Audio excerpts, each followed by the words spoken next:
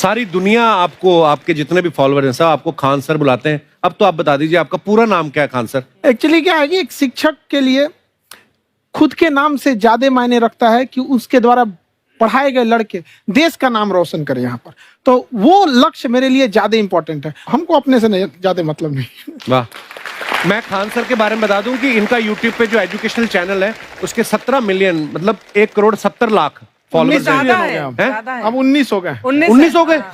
बाप रे, क्या बात है, वाह। तो लॉकडाउन से पहले सर 30,000 थे। हाँ। एकदम लॉकडाउन के बाद जितनी आपकी सब्सक्रिप्शन बढ़ी है उतनी तो ओटीटी प्लेटफॉर्म्स की नहीं बढ़ी जितनी आपकी बढ़ गई। ये नेक काम की शुरुआत कैसे हुई थी खान सर? लॉकडाउन से पहले हम लोग ना ऐसे फिजिकली क्लास में ज्यादा पढ़ाते थे। अच्छा जी। क्लास में भी बहुत भीड़ रहती थी, लड़के पढ़ नहीं पाते थे। मजबूरी हो गई लॉकडाउन के बाद यूट्यूब पर पढ़ाना, क्योंकि दूसरा कोई ऑप्शन ही नहीं था। और हमको भी नहीं समझ में आया कि लोगों ने क्यों इतना ज्यादा सब्सक्राइब करते गए, क्योंकि हम तो वैसे ही पढ़ा रहे थे जैसे पहले पढ़ाते थे वहां पे। तो बस ये रहता है कि लड़कों को पढ़ाई से रिलेटेड उसको डाउट ना रह जाए कोई भी, क्योंकि जब हम लोग पढ़ते थे ना तो सबसे पीछे आते थे, हम लोग क्लास के पीछे बैठते थे। हम लोग मान लिए थे कि ये लोग बहुत अच्छे पढ़ने में, हम लोग का तो कुछ नहीं हो सकता है यहाँ पे। और घर वालों को भी लगता था तो जीव ले ला, कैसे भी काम चल जाएगा। बाद में हम लोग को पता चला ना कि टीचर की गड़बड़ी थी, हमारे ऊपर ब्लेम लगा दिया। सर आइए, बहुत बहुत स्वागत है आपका। वाकई एक्चुअली अगर पढ़ाने का तरीका इतना सरल हो, आसान हो, जैसे ना सर मुझे बचपन में ना मुझे हिस्ट्री का पढ़ने का बड़ा मजा आता था।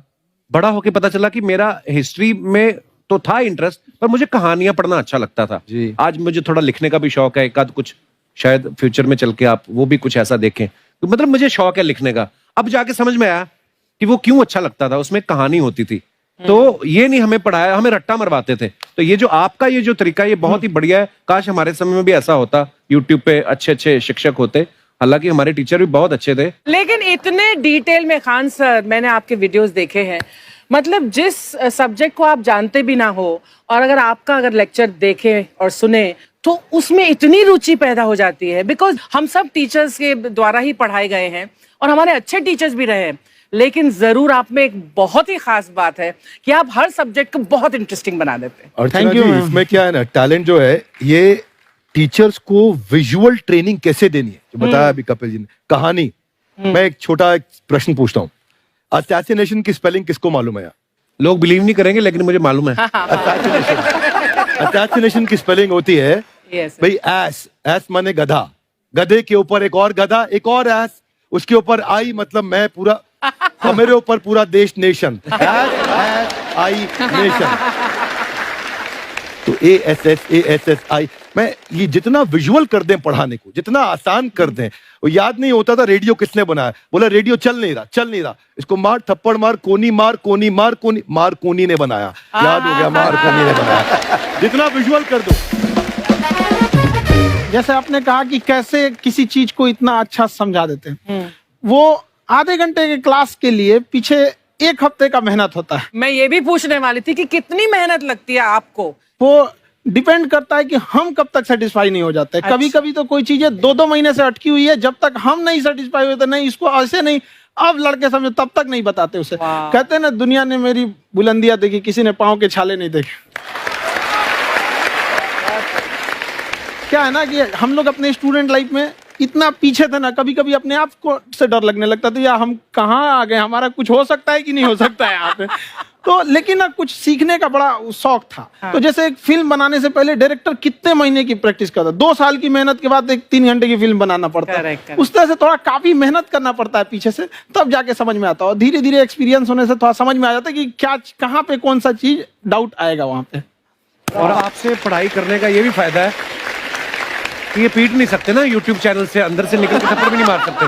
हमें तो पीटा ही इतना है ना, हम तो मतलब टीचर से सवाल नहीं पूछ सकते थे। अभी बचपन में पूछ भी लिया ना कि सर सूरज कितना दूर है, तुझे जाना है उधर है। मतलब ये नहीं कि बच्चे के साथ दोस्ती करो, उसके साथ आजकल माहौल बहुत बदल गया है। अब तो बच्चों की पिटाई भी नहीं होती, हमारे टाइम बड़ी पिटाई होती थी। हम भी कहते हैं, हमसे भी लड़के नहीं पूछते हैं, क्योंकि उन्हें पूछने की नौबत ही नहीं आती है। क्लियर हो जाता है ऐसे ही। वाह, क्या बात है। मैंने देखा है सर आपके फॉलोअर्स में रवीना टंडन भी है एक। तो जब आप आए, कितनी मुस्कुराहट आई खान साहब आपके।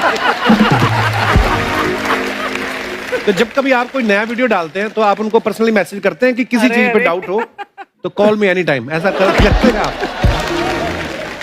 अच्छा, विवेक सर के बारे में हमने सुना है कि किसी को बिजनेस रिलेटेड प्रॉब्लम हो तो ये 5 सेकंड के अंदर जवाब दे देते हैं। जब भाभी जी आपको तैयार होने के बाद पूछती मैं कैसी लग रही हूँ, 5 सेकंड में जवाब दे पाते हैं आप? देखिए, इसमें तो सभी लोग पीड़ित हैं और हर जगह, हर घर में ये जरूर सुना होगा सबने कि बच्चों के चक्कर में तुम्हारे साथ रह रही है, वरना तुमको तो कब का छोड़ के चली गई होती। ये बड़ी कॉमन बात है। So right. So right. Parmeet sir बोलते हैं आपको ऐसा? आप तो कभी नहीं बोलती होंगी। इनका उल्टा है, इनका एटीट्यूड पति वाला है वैसे, तो इसलिए। क्या प्रॉब्लम है? नहीं, कोई औरतों को problem। मतलब मर्दों से कम बिल्कुल मत समझो। नहीं ठीक है, पर ऐसे मुक्के वगैरह नहीं मारने चाहिए आपको। सर आपने अभी तक शादी नहीं की ना खान सर? नहीं। इतने पॉपुलर हो गए आप, आपका सेंस ऑफ ह्यूमर इतना अच्छा है, तो बड़े सारे प्रपोजल तो आते होंगे आपको।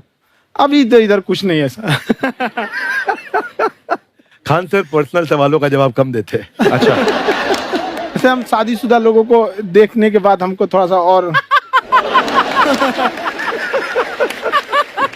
अच्छा कई बार ना इंसान ज्यादा मोटिवेशनल स्पीकर्स को सुन लेना तब भी कंफ्यूज हो जाता है। कोई कहता है बड़े सपने देखो, गाड़ी लो, बैंक बैलेंस बनाओ।